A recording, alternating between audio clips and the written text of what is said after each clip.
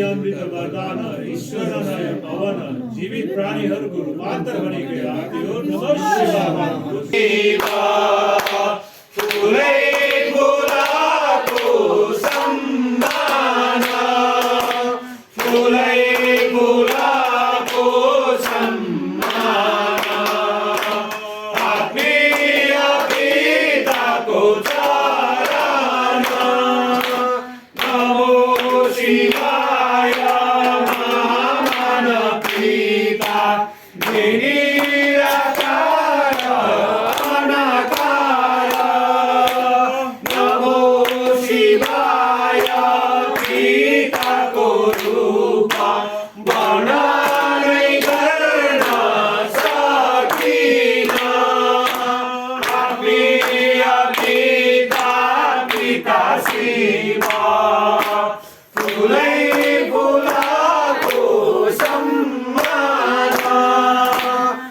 कुराहरू सृष्टि गरेका कुराहरूले टेवा दिन सकेन मलाई र मैले काम गर्न लगाउन जानिनँ कि सृष्टि गर्दा साह्रै दुःख हुँदो रहेछ। मैले म एक्लो जतिखेर पिण्ड ग्रह केही नै थिएन, म एक्लो भएँ। यसैले मैले पिण्डबाट सुरु गर्दै लगेँ। म एउटा ज्योति हुँ। ज्योति यो मानव शरीर भएर हिँड्छु भन्ने विचार आयो मलाई। मैले नै बनाएको जस्तो चिज म पनि बनेर हिँड्छु भन्ने रहर भयो। यसैले म महामानव भएर पृथ्वीमा आएँ। म निस्थलवासी थिएँ, निस्थलमै बस्थेँ भन्नाले थलो थिएन, कुनै स्थल थिएन, जसले गर्दा थलो बनाएँ, पिण्ड बनाएँ, ग्रह बनाएँ। सबैभन्दा राम्रो करोडौँ होइन अरबौँ वर्ष लगाएर मैले पृथ्वी बनाएँ। हरेक कुरो यसमा उत्पत्ति गर्छु, उत्पन्न गर्छु, बनाउँछु अनि रमाएर रमिन्छु भन्ने इच्छाले बनाएँ। र मानव शरीर लिएर हिँड्दा चाहिँ मैले साह्रै दुःख पाएँ। र पहिलेका युगका छोराछोरी जसको समय सकियो उसको शरीरमा राख्दै गफ गर्ने वातावरण बनाएँ। र यिनै छोराछोरीको सहमतमा मैले विधि लेखेँ। रमाइलोका लागि मैले पुराण बनाएँ, पाप पुण्यको कथा लेखेँ। मैले भने सूर्यदेवीले लेखिन्। अब मेरो दुईटै रूप भयो, एउटा शरीरधारी, एउटा सूक्ष्मबाट बन्नेमा विभिन्न बनाउने आज्ञा शक्ति विवेक विचार महामानव भएरै उत्पन्न भयो। अब यो कार्य पनि सम्भव हुन सकेन, ममा त सम्भवै छ। अनाकारमा असम्भव भनेर भन्नुभयो। अनाकार अनन्त भनेको पहिलो ज्योति रूपमा उत्पन्न गर्ने अनाकार अनन्तको एउटा म सिंह शिव भई उत्पन्न गरेको हो। हामी हजारौँबाट होइनौँ, एउटै शिव हुँ। हजारौँवटा होइनौँ, एउटै शिव हुँ। कार्यकाल अनुसारको नामीकरण हुन गएको हो। मानव तयार गरेँ। मानव तयार गरेपछि पहिले त्यहाँ भाग्य लेखिदिनु पर्यो। मैले भाग्य विधाताको रूप लिनु पर्यो अनि कर्म लेखिदिनु पर्यो, कर्मदाताको रूप लिनु पर्यो। यसरी नामीकरण हुन गएको हो। तर म एउटै रूप, मलाई उत्पन्न गर्ने अनाकार अनन्त। यसैले गरेका काम छोराले गरेको काममा बाधा विरोध आयो।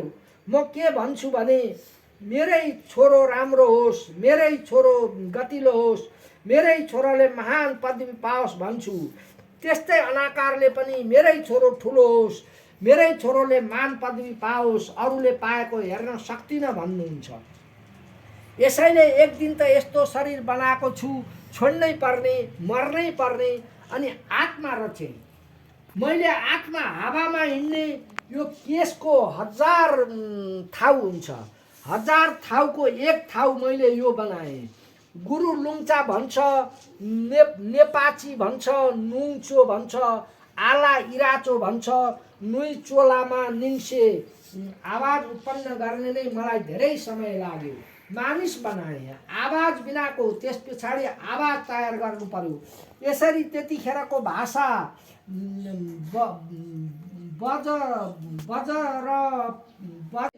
भविष्य बनाउनु जोगाउनु नै बुद्धिमानी हो।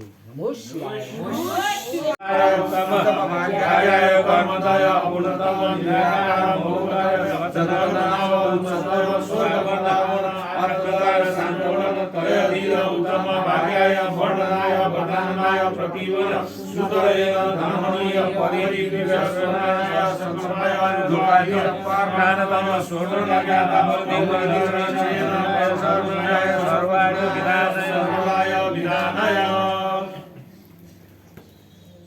सर्वाय नाकारानंत सर्वाय नाकारानंत सर्वाय नाकारानंत पूज्याय निराकार निरंजन पूज्याय निराकार निरंजन पूज्याय निराकार निरंजन नमो